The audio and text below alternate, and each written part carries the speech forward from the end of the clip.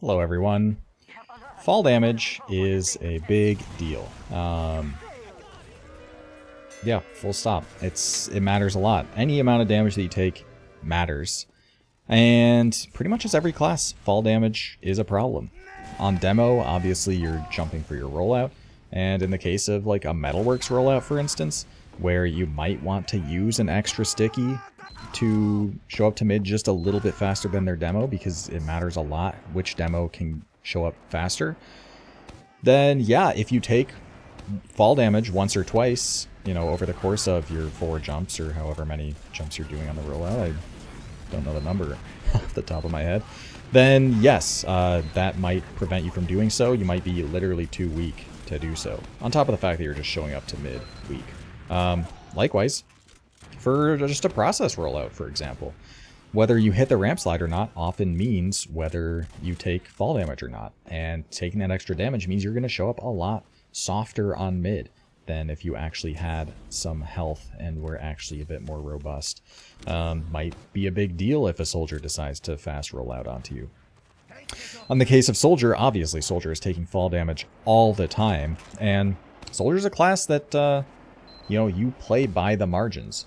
You want to be getting as aggressive as possible, and try and get away with as much as possible without dying. So, you know, as a soldier, you're very regularly trying to, well, not trying to, but find yourself living with, you know, 50 some HP before getting a bow or a pack or something. In some cases, this can go even lower to like the teens, and taking fall damage once or twice during this absolutely can make the difference, and it's something that you're going to want to minimize as much as possible. For medic, fall damage is, you know, self-evidently bad, because not just you're a class that can't get healed, you only regenerate health and can get packs, but also, you know, medics get bombed, and your primary way of defending yourself against these bombs is, you know, as an individual, to surf the damage away, you know, which means you're generally in positions that tend towards taking fall damage, which obviously is a bad thing. You don't want to have to force Uber to fall damage. Oh, look at that. My soldier is dying to fall damage. As I didn't plan that, of course. So yeah, fall damage is a big deal on med, of course. And, you know, even for Scout, it matters. Scout, of course, has a double jump, so fall damage is less of a concern for that class. But sometimes, you know, you eat a pipe or eat a direct rocket, and it catches your double jump, and Scouts will just crater. It absolutely happens. So fall damage is something that really should be avoided on pretty much every class whenever you can.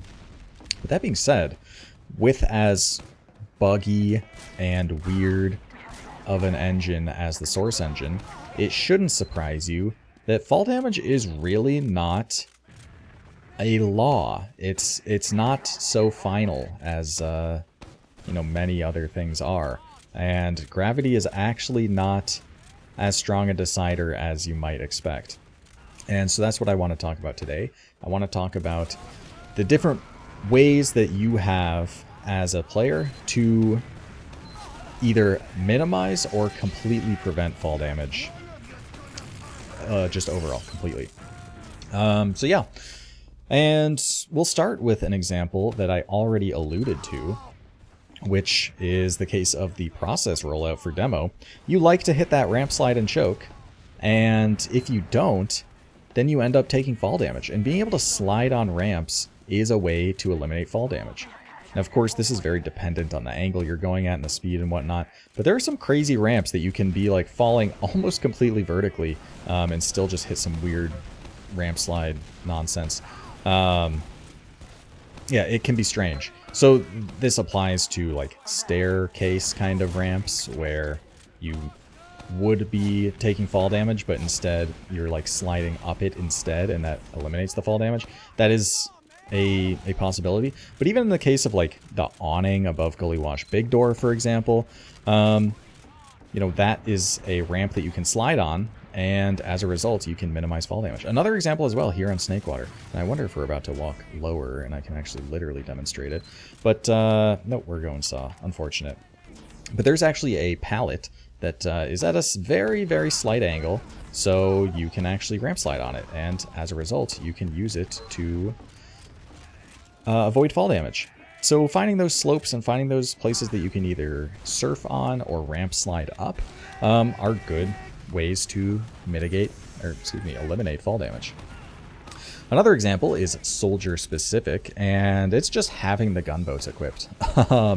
Because obviously when you take damage from a rocket with gunboats equipped, you take a lot less damage. And so pretty often, actually, as a soldier, you're in a position where you're about to take, like, 40 plus damage, even like 20 plus damage of fall damage. It's still worth doing.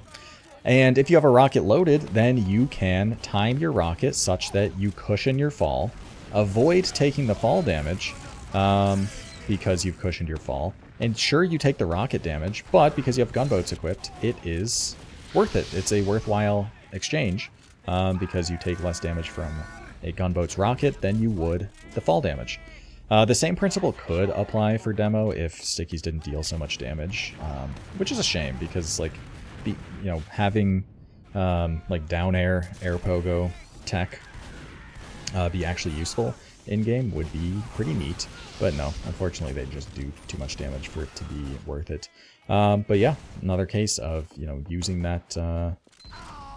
Those rockets with the power of the gunboats to cushion your fall and avoid fall damage. Now we're going to get more into the kind of jumper tech and just weird source engine movement bugs and how they interact. And I suppose the first and most accessible is probably edge bugs, I'll say. So obviously everything in TF2, all source maps are on a grid system, and the actual mechanics of this is actually extremely complicated. And there's like, I know someone made I think it was Ildpret. I don't know who made it, but someone for their university or something wrote an entire like essay case study on all this movement tech, and how it actually works in the code of the game and whatnot. And it gets very complicated. Oh, this demo's ended. Shoot, let me load up another one. I'll just do this guy.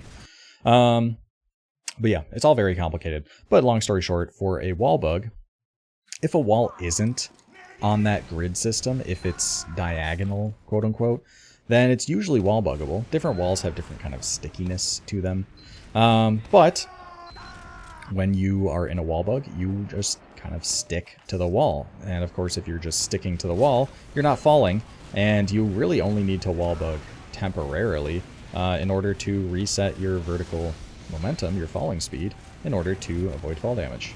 So another example of, and actually the irony of me playing against Tomato Tom on Gully Wash for what I'm about to talk about as well. Anyway, so yeah, wall bugs, probably the most accessible example, but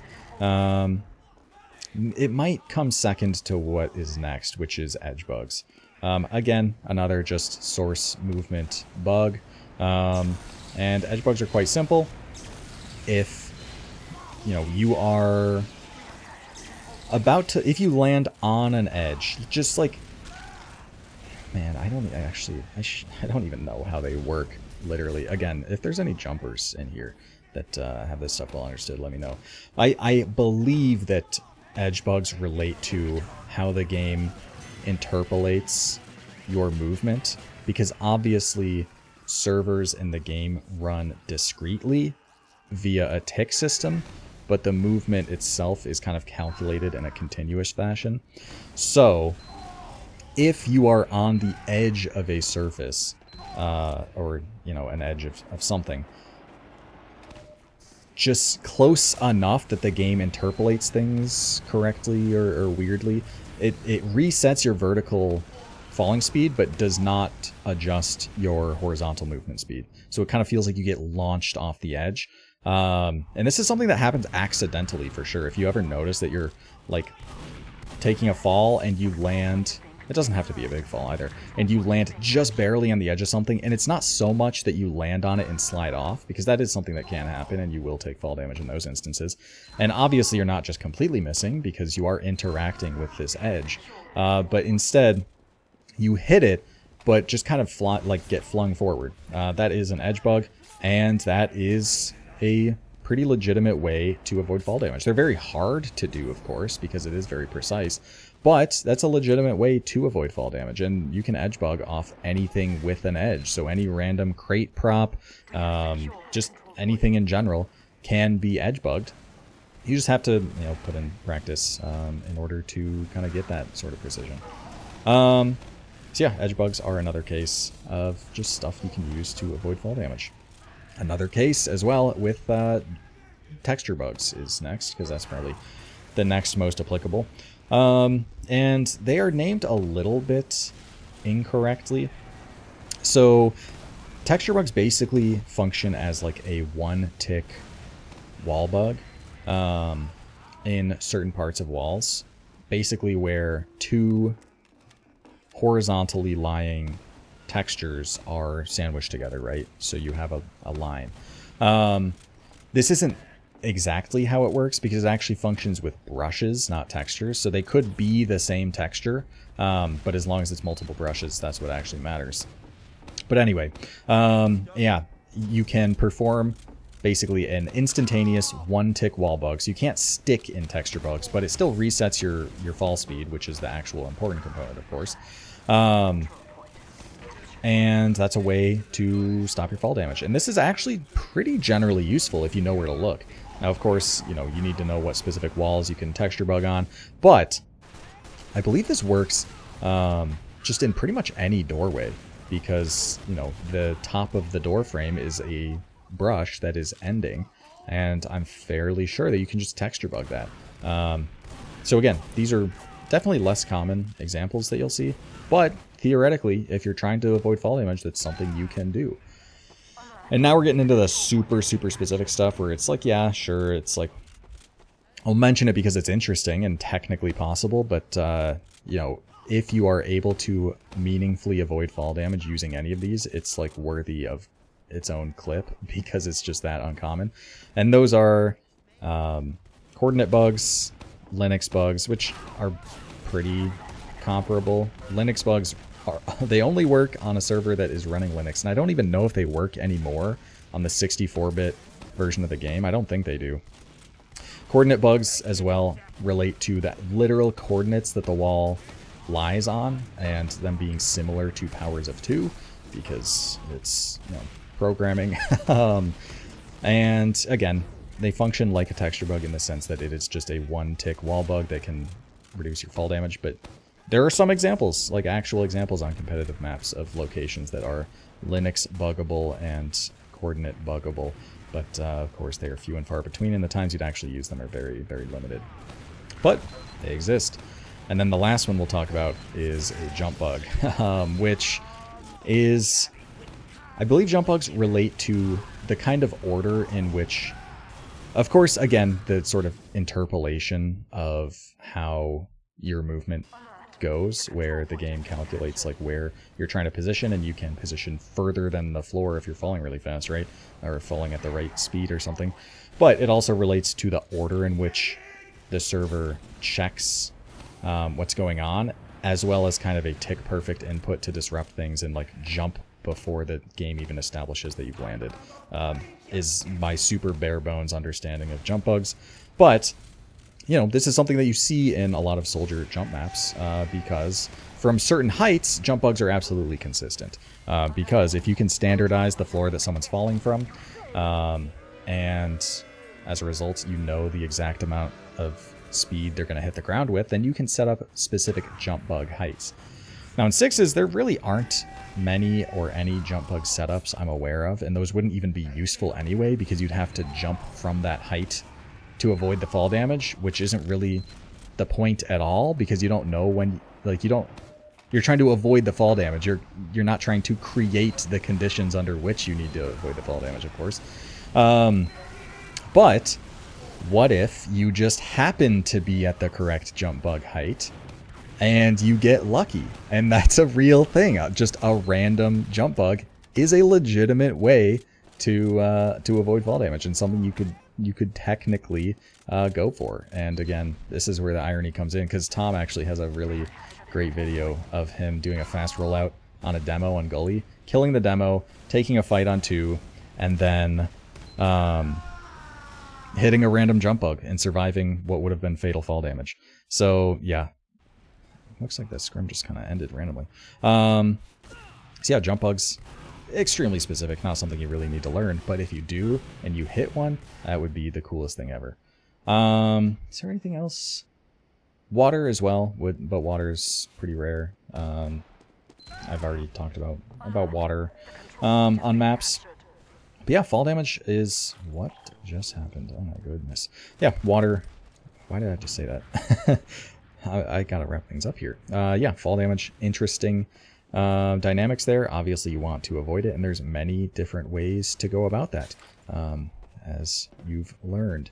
So anyway, hope you guys enjoyed, and I will see you guys next time.